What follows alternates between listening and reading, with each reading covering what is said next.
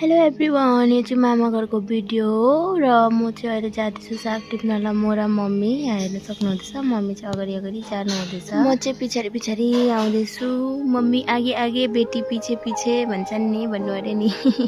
र यहाँ चाहिँ मम्मी साग टिप्न थाल्नुभयो र म चाहिँ यहाँ भिडियोम्यान क्यामराम्यान बनिँदै हो भिडियो गरिदिँदैछु। र मम्मी चाहिँ साग टिप्नु हुँदैछ। यो सागलाई चाहिँ भन्छ बेतुवा साग है गाइस। यो साग खाएको चाहिँ साह्रै राम्रो अरे, हेल्थको लागि पनि हो, खुन पनि बढाउँछ अरे यो साग खाएपछि चाहिँ। सागको साथसाथमा खोर्सानीको बोट पनि लटरम्मै छ। हेर्नु न गाइस, खोर्सानी पनि कत्रो ठुल्ठुलो डल्ले खोर्सानी भएको छ, कस्तो दामी छ खोर्सानी पनि। हेर्नु न, मजाले बोटहरू लटरम्मै लगाएर दामी देखिरहेछ है। अनि मम्मीले चाहिँ साग टिप्नुको लागि चाहिँ यहाँ प्लास्टिक नलाएर डाइरेक्ट बाल्टी ल्याउनु भएको छ। अनि मम्मीलाई चाहिँ भन्दैछु, ए मम्मी तपाईँले प्लास्टिक भेटाउनु भएन, डाइरेक्ट बाल्टी लिएर आउनु भएको छ त भन्दै म चाहिँ भन्दैछु। अनि मम्मीले चाहिँ यहाँ हेर्न, यहाँ हेर साग कस्तो दामी छ साग भन्दै देखाउनु हुँदैछ। मलाई चाहिँ यहाँ खोर्सानी साह्रै मन पर्यो। मलाई फेरि खोर्सानी पुरा मनपर्छ नि त होइन। म चाहिँ खानासँग पनि खोर्सानी 2-3वटा चाहिँ खान्छु, त्यही भएर खोर्सानीको बोट चाहिँ देखाइछु।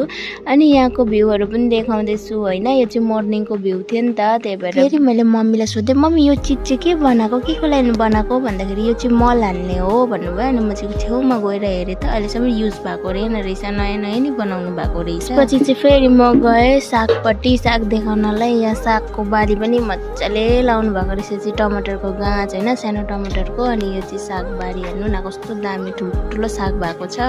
अनि यो फेरि मैले खोर्सानीको बोटतिरै देखाएँ हो, यता साग यता खोर्सानी भन्दै। यहाँ हेर्नु सक्नुहुँदैछ बारीमा के थोक लाउनु भएको रहेछ।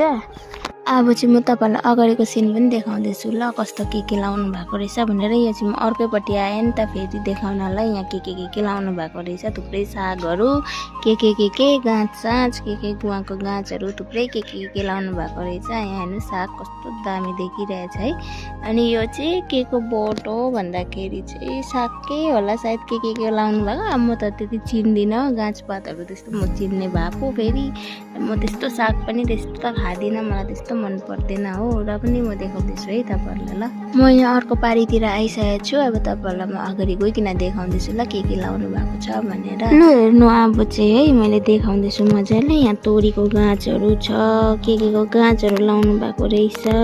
त्यसपछि सागहरू लाउनु भएको रहेछ मजाले। कस्तो दामी बारी भनेको चाहिँ यस्तो हुन्छ नि त, सब कुछ लगाएर पो बारी हुन्छ त है। यसो अगाडि गयो कि वा कस्तो दामी, यो फुल हो कि साग हो कि के हो, कस्तो दामी देखिरहेछ। हेर्नु न, फुल जस्तै नै देख्दैछ देख्नु त, तर केही बात छैन, तर दामी देख्दैछ। यहाँ पनि रहेछ त्यस्तै खालको बोट, हेर्नु न कस्तो दामी देख्दैछ है। तपाईँहरूलाई के लाग्दैछ?